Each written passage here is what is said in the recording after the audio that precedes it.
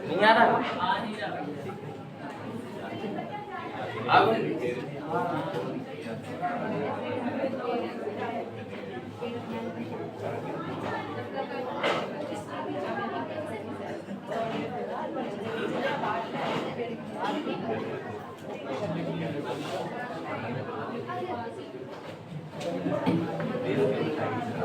देखो भाई वीडियो चल रहा है।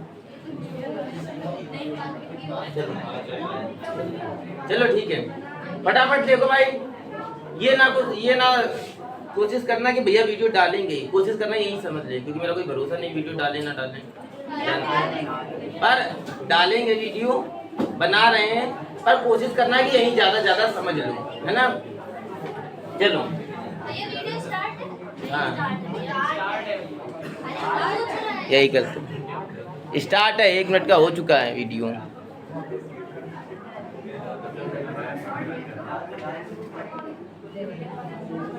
चलो ठीक है,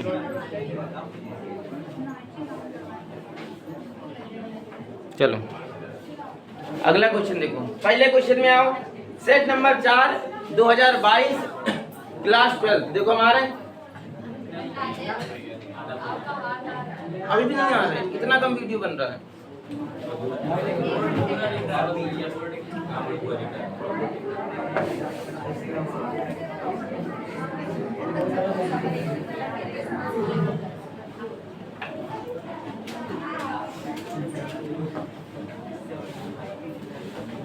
अब बताओ आ रहे हैं, आ रहे हैं। चलो अभी भी आते आ रहे हैं। अब इतनी जगह क्यों मिलेगी। चलो ठीक है।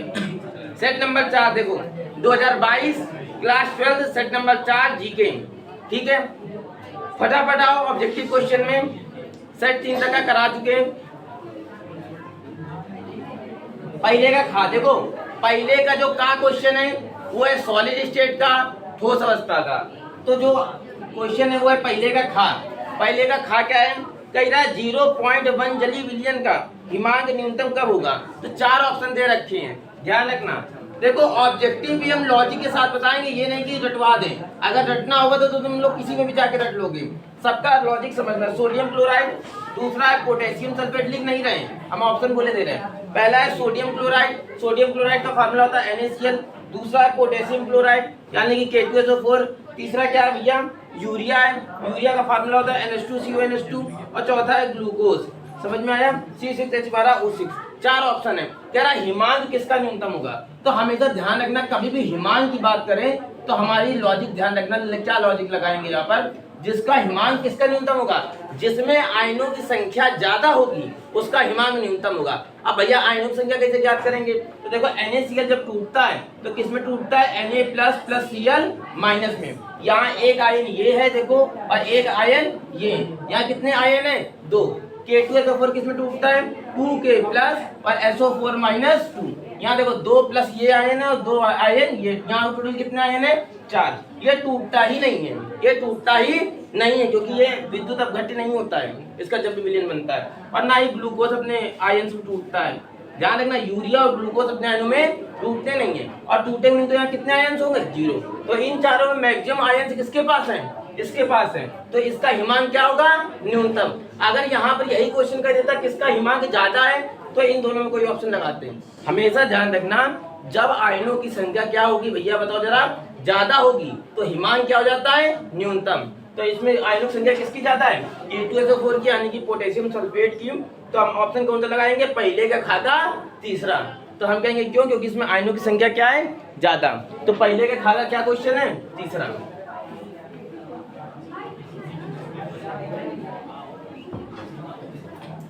अगले क्वेश्चन में आओ। बात समझ में आई कि नहीं आई, पहले का खाका तीसरा। ठीक है, अब देखो इसके बाद आता है उत्तर नंबर पहले का गा। पहले का गा क्या क्वेश्चन कह रहा है, पहले का गा कह रहा है वेग स्थिरांक ताप बढ़ाने पर क्या करेगा। तो जब हमने चैप्टर पढ़ाया था, जब हमने चैप्टर पढ़ाया था अभिक्रिया की कोटि वाला, तो हमने बताया था वेग, अभिक्रिया का वेग किसको प्रभावित करता है? तापमान को प्रभावित करता है। जब अभिक्रिया का वेग बढ़ता है तो तापमान भी क्या होता है? बढ़ता है। और अभिक्रिया का वेग किसके प्रोपोर्शनल होता है? वेग स्थिरांक के। तो अगर वेग स्थिरांक का मान क्या होगा? वेग स्थिरांक का मान ताप बढ़ाने पे हमेशा क्या होगा? बढ़ेगा। ये हमने बताया था, तो ध्यान रखना, वेग स्थिरांक का मान क्या होगा? ताप बढ़ाने पे क्या होगा? बढ़ेगा। ताप बढ़ाने पर बढ़ेगा, वेग स्थिरांक का मान ताप बढ़ाने पर बढ़ेगा। कौन सा ऑप्शन सही है भैया बताओ जरा? पहला, पहले का गा का पहला। बात समझ में आ रहा है? चलो इसके बाद आते हैं क्वेश्चन नंबर पहले के घा में। निम्न में मोनोसैकेराइड है। क्वेश्चन नंबर पहले का घा। अभी हमने ग्लूकोज वाला जब चैप्टर पढ़ाया था तो हमने बताया था मोनोसैकेराइड के कौन कौन से एग्जांपल होते हैं, बताओ जरा। निम्न में मोनोसैकेराइड है और 4 हमें दे रखा है ऑप्शन। कौन कौन से 4 ऑप्शन दे रखा है बताओ जरा। मोनोसैकेराइड ऑप्शन दे रखा है, सॉरी ग्लूकोज ऑप्शन दे रखा है, और बताओ। तो हमेशा ध्यान रखना, हम 3 चीजें बता रहे हैं, तुमको पूरा ये क्वेश्चन बता दे रहे हैं।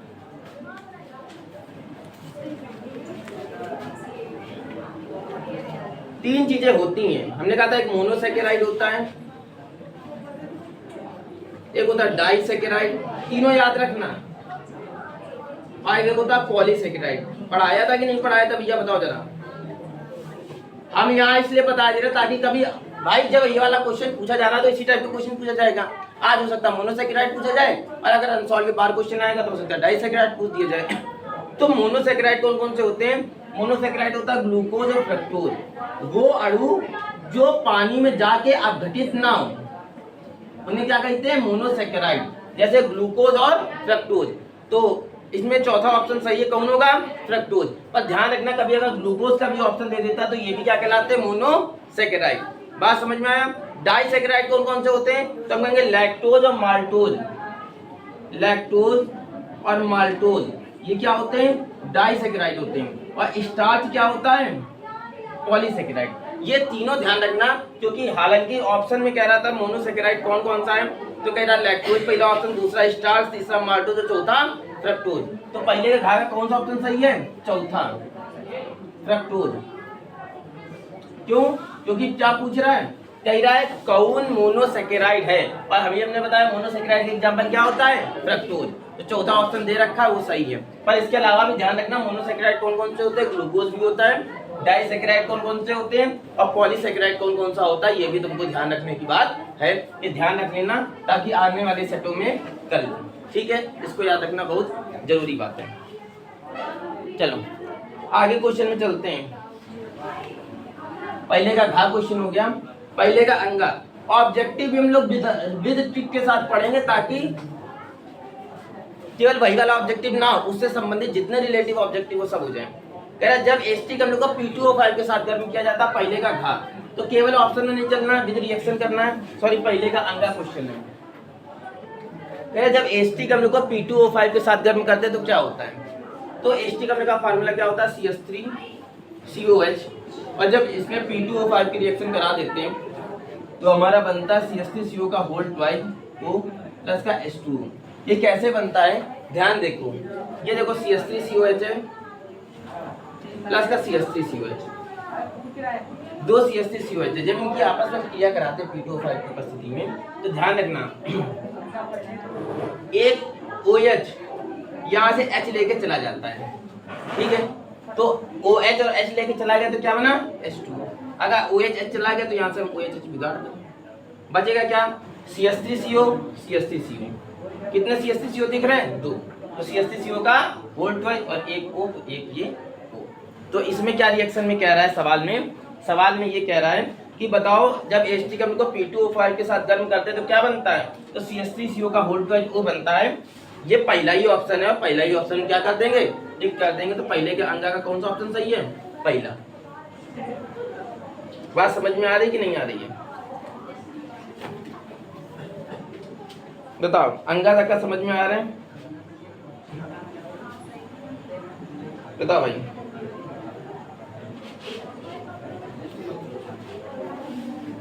इसके बाद कह रहा है अगला पहले का चाप। कह रहा एमाइड का एमीन में परिवर्तन क्या कहलाता है?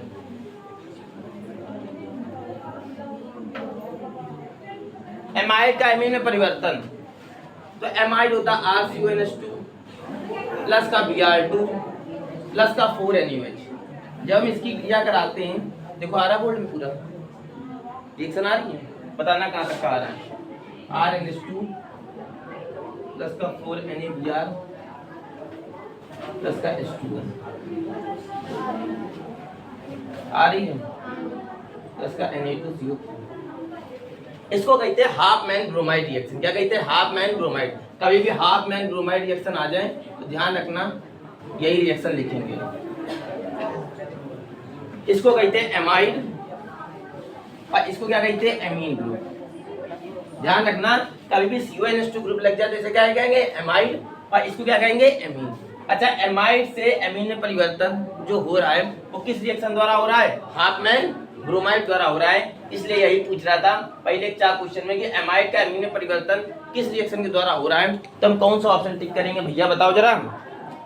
दूसरा क्वेश्चन है हाफ मैन ब्रोमाइड।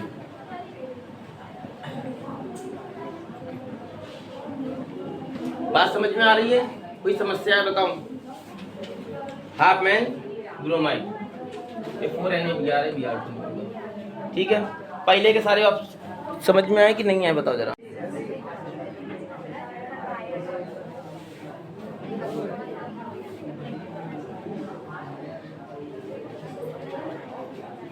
चलें दूसरे क्वेश्चन में।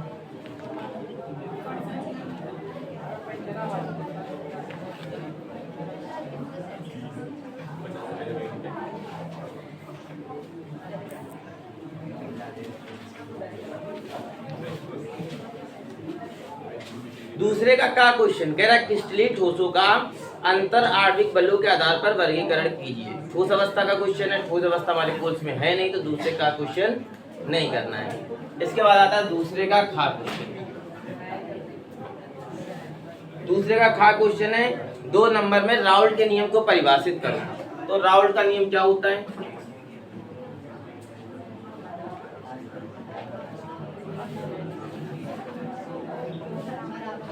हम कहेंगे राउल्ट का नियम क्या होता है, ये हम कई बार समझा भी चुके हैं।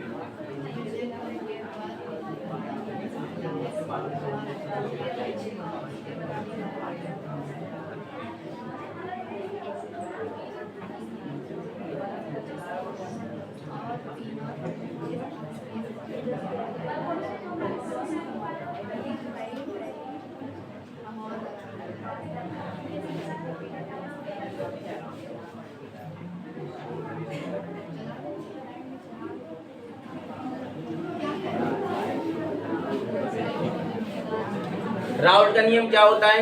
हमने कई बार बताया है कि राउल्ट का नियम क्या होता है कि राउल्ट का नियम क्या कहता है? कहता है किसी विलयन का मूल प्रभाव विलायक के वाष्प दाब के अपेक्षिक अवनमन के बराबर होता है। ये हमने बताया था। विलयन का मूल प्रभाव क्या होता है, विलायक के वाष्प दाब का अपेक्षिक अवनमन कैसे होता है, ये दोनों कैसे बराबर होते हैं, ये जब हमने विलयन का फर्स्ट चैप्टर करवाया है उसमें हमने बहुत अच्छे से इसको डिस्क्राइब करा हुआ है। तो तुम वीडियो पे अगर तुम्हें नहीं समझ में आ रहा तो वीडियो पे जाके देख सकते हो। बाकी अनसॉर्ट चल रहा है, इतना ही बता सकते हैं कि राउल्ट के नियम के अनुसार किसी विलयन का मोल प्रभाव विलायक के वाष्प दाब के अपेक्षिक अवनमन के बराबर होता है। ये नियम कहता है विलयन के मोल प्रभाव को small n upon small n plus capital N बोलते हैं और विलायक के वाष्प दाब के अपेक्षिक अवनमन को P not upon P not minus PS बोलते हैं। ये होता है राउल्ट का नियम। बात समझ में आ रहा है? अब कह रहा है कि राउल्ट के नियम की सीमाएं लिखो, तो हमको सीमाएं भी लिखनी है। तो देखो भैया, सीमाएं केवल हम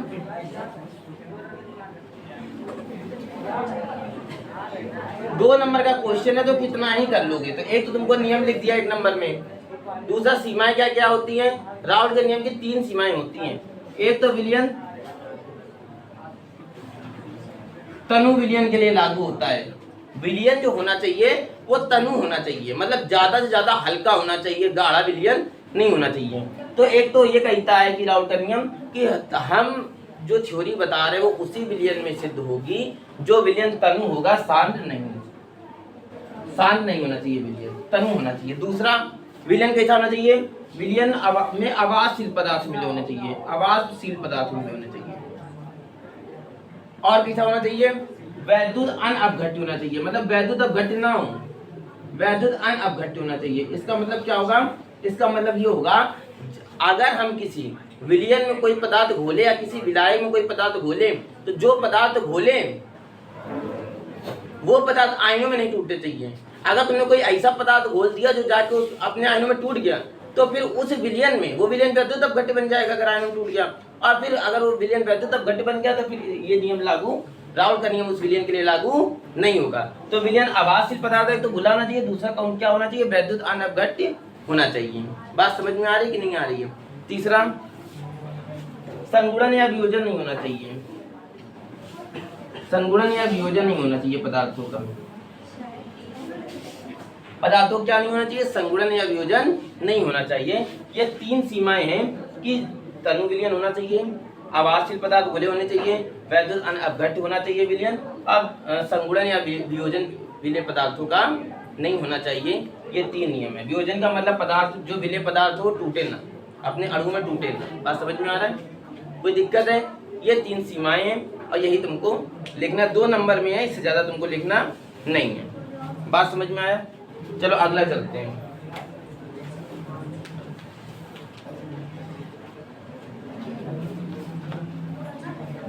अगला है दूसरे का गा नंबर क्वेश्चन।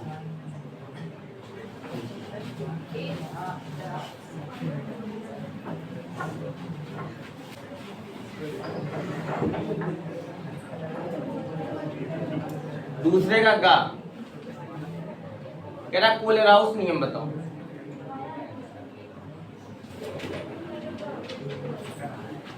कोलेराउस नियम क्या होता है? देखो, हमने कहा मान लो कोई विद्युत अपघट्य विलयन हम ले लें। विद्युत अपघट्य विलयन क्या होता है? जिसमें आयन्स मौजूद होते हैं, पॉजिटिव आयन्स मौजूद हो और नेगेटिव आयन्स मौजूद हो, ऐसे विलयन को कहा जाता है विद्युत अपघट्य विलयन। अगर हम विद्युत अपघट्य विलयन ले लेते हैं और इस विलयन की हम कुल मूलक चालकता निकाल लेते हैं। क्या निकाल लेते हैं? कुल मूलक चालकता। कुल मूलक चालकता निकाल ली, कुछ भी मान लो निकली। मूलक चालकता क्या होती है, कैसे निकालते हैं, फर्स्ट चैप्टर में क्लियर करा है। फिर से वही बात, अगर नहीं आता तो वीडियो में जाके मूलक चालकता देख सकते हो टॉपिक। इस विलयन की कुल मूलक चालकता हम निकाल लें, फिर इस विलयन में उपस्थित धनायनों की मूलक चालकता निकाल लें। मान लो धनायन की मूलक चालकता ये निकली, और इस विलयन में जितने ऋणायन है उसकी मूलक चालकता निकाल लें। मान लो ये निकली। तो कोलेराउस का नियम क्या कहता है?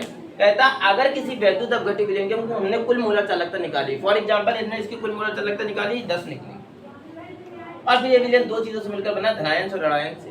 अब धनायन की कुल मूलक चालकता निकालने मान लो 6 निकली, और ऋणायन की निकाल लेंगे तो क्या निकलेगी? 4। तो कहता जब हम इस विलयन की कुल मूलक चालकता निकाले होंगे, अगर इस विलयन की धनायनों की मूलक चालकता निकाले और ऋणायनों की मूलक चालकता निकाले, तो हम देखेंगे जो इन दोनों की धनायन और ऋणायन की मूलक चालकता का जो योग होगा वो इसकी कुल मूलक चालकता के क्या होगा?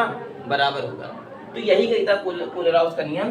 कोलेराउस का नियम क्या कहता है कि किसी विद्युत अपघट्य विलयन की कुल मूलक चालकता उसमें उपस्थित धनायनों की मूलक चालकता तथा उसमें उपस्थित ऋणायनों की मूलक चालकता के योग के बराबर होती है। किसी विद्युत अपघट्य विलयन की कुल मूलक चालकता उसमें उपस्थित धनायनों की मूलक चालकता तथा उसमें उपस्थित ऋणायनों की मूलक चालकता के योग के बराबर होती है। यानी कि किसके बराबर होगा? धनायन तथा ऋणायन की मूलक चालकता के योग के बराबर होगा। कोलेराउस का नियम केवल हमसे पूछ रहा है, तो हम लिख सकते हैं लैम्डा एम इन्फिनाइट बराबर lambda m plus infinite lambda m minus infinite. यहाँ लिखे दे रहे हैं।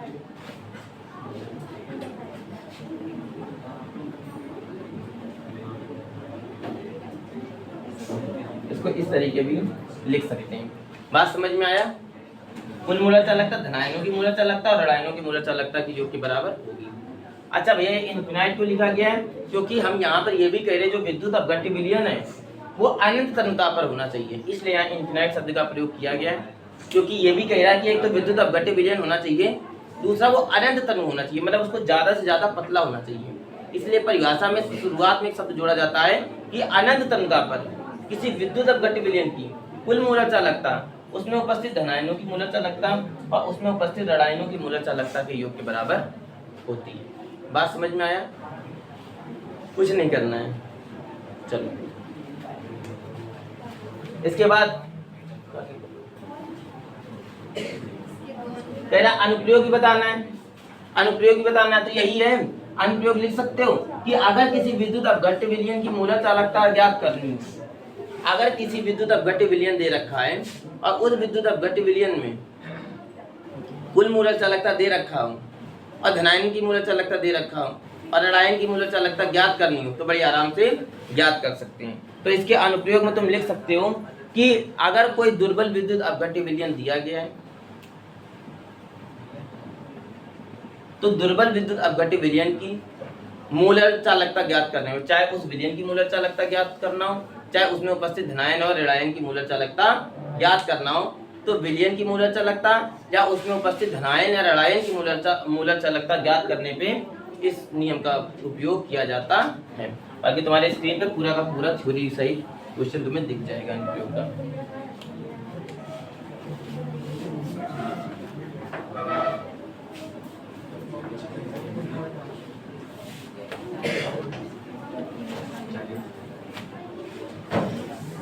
इसके बाद आता तीसरे का खा number.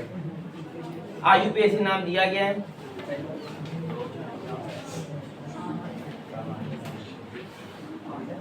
KT K3 CR C2O4 की पावर 3।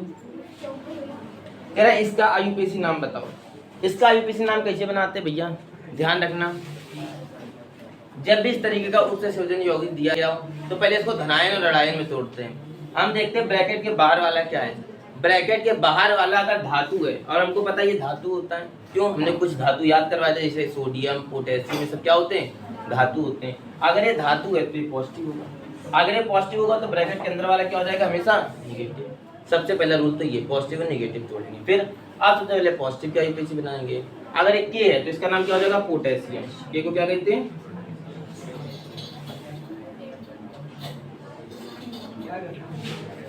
पोटेशियम। ठीक है, अब देखो, अब इसके बाद इसकी आईयूपीएसी बनाएंगे। सबसे पहले इसकी आईयूपीएसी बनाएं। अब हल्का सा गैप देते हैं, क्या देते हैं, गैप। गैप हमने दे दिया। अब इसकी आईयूपीएसी, इसमें सबसे पहले लिगेंड की आईयूपीएसी बनाते हैं। लिगेंड की आईयूपीएसी कैसे बनाएंगे, 3 है, 3 के लिए क्या लगाएंगे, ट्राई। इसका नाम क्या होता है, ऑक्सलेट। पर माइनस लगा तो क्या हो जाएगा, ऑक्सलेटो।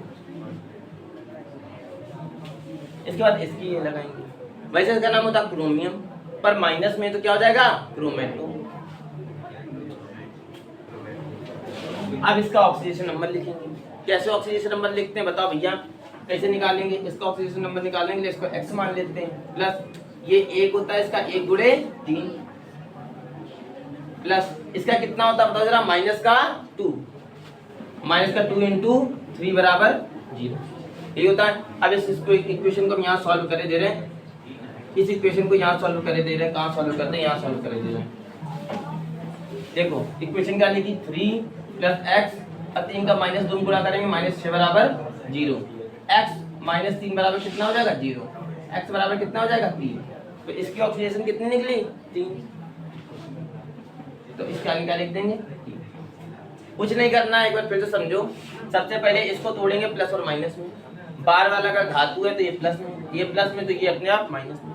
सबसे पहले प्लस वाले का आईयूपीएसी बनाएंगे, के है तो पोटेशियम। फिर इसके बाद हल्का सा गैप देते हैं। अब इसके आईयूपीएसी बनाते हैं। इसमें सबसे पहले लिगेंड बनाते हैं। लिगेंड कितना, 3, तो ट्राई।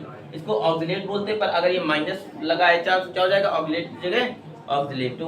क्रोमियम होता है पर माइनस लगा होता है तो क्या हो जाता है, क्रोमेटो। फिर इसका ऑक्सीडेशन नंबर, इसको x माना, इसकी 1 गुणे 3 प्लस इसकी -2 थी तो -2 गुणे कितना, 3 बराबर 0। इक्वेशन को सॉल्व किया, ऑक्सीडेशन नंबर 3 निकली। तो यहाँ इसके आगे क्या लिख दिया, क्रोमियम के आगे उसके ऑक्सीडेशन नंबर 3। बात समझ में आया?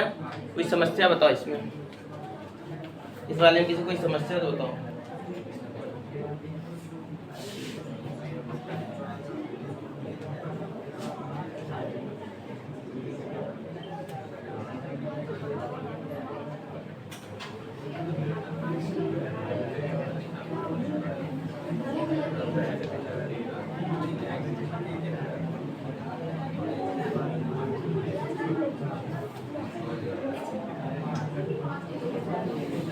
चलो अगला यूपीएससी है,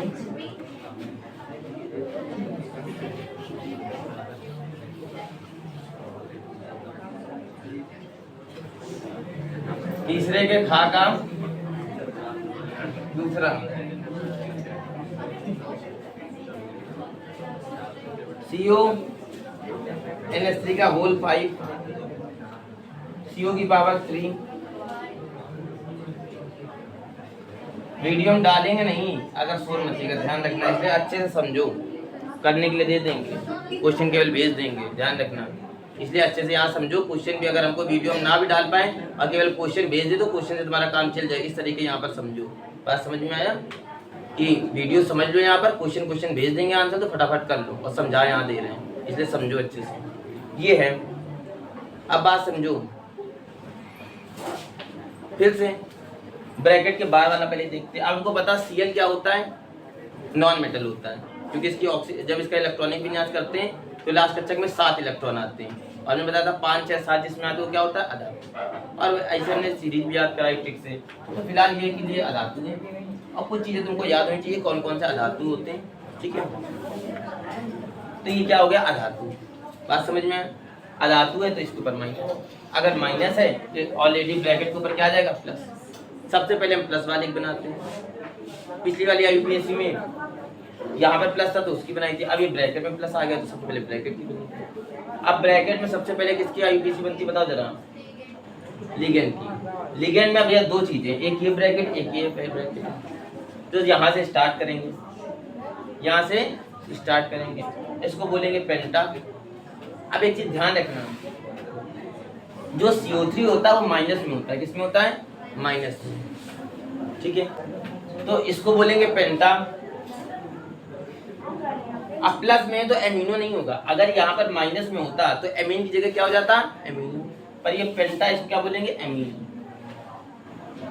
पेंटा एमीन, ठीक है। इसको CO3 को बोलते हैं कार्बोनेटो, क्या बोलते हैं, कार्बोनेटो। एक बार जरा हम यूपीएससी देख लें, CO3 ठीक है, इसको बोलते हैं कार्बोनेटो, क्या बोलेंगे, कार्बोनेटो।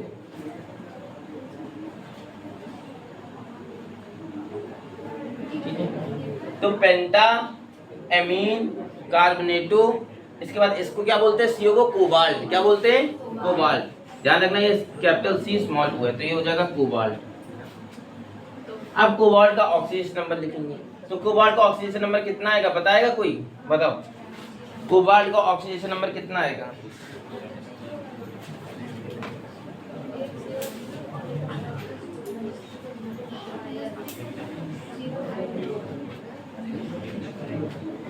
देखो कैसे निकालेंगे। इसका निकालना है, इसको x मान लेंगे, प्लस का अमोनिया कितने 5 पर अमोनिया का होता कितना है 0, प्लस CO3 का कितना होता -2 पर एक ही है CO3 तो यही होगा, प्लस Cl का कितना होता माइनस का 1 बराबर 0। ये इक्वेशन बनी। अब इस इक्वेशन को यहाँ सॉल्व कर लेते हैं। देखो आ रहा है जो हमने ब्रैकेट बनाया है वीडियो में,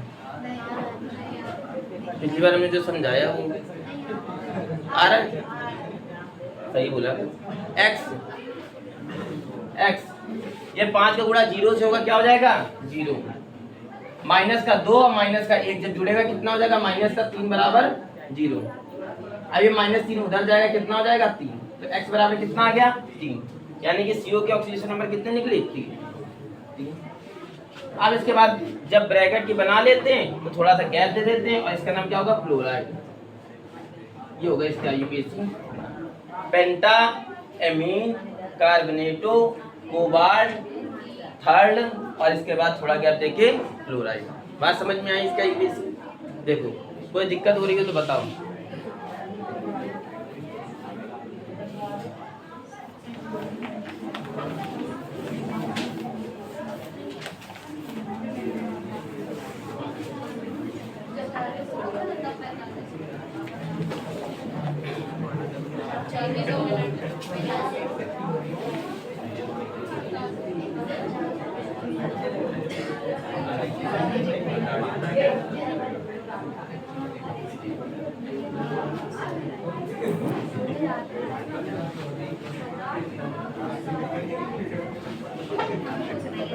तीसरे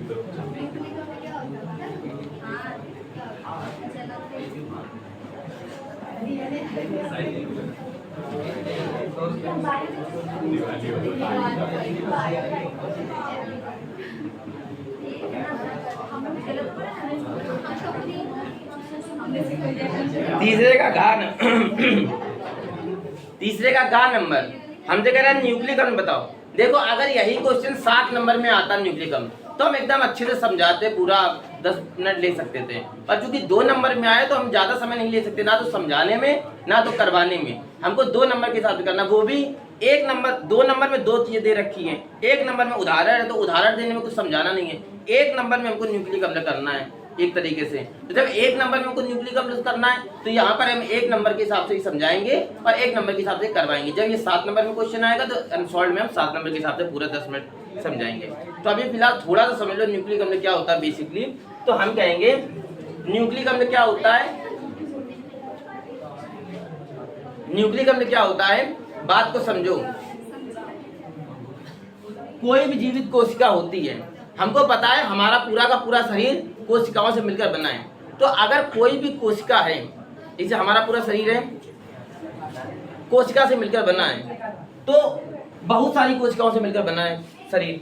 तो उसमें तो कोई हम एक कोशिका उठा लेते हैं, कोशिका धागेनुमा संरचना होती है, तो हम उसमें से किसी भी एक कोशिका को उठा लेते हैं। ये पूरी की पूरी दुनिया जितने भी लोग जीवित लगभग नजर आ रहे हैं, सांस ले रहे हैं, वो प्रत्येक जीव छोटी छोटी कोशिकाओं से मिलकर बने होते हैं। छोटी छोटी कोशिका धागेनुमा संरचना होती है। तो हम किसी एक कोशिका को उठा लेते हैं, ठीक है। हमारा शरीर बहुत सारी असंख्य कोशिकाओं से मिलकर बना है।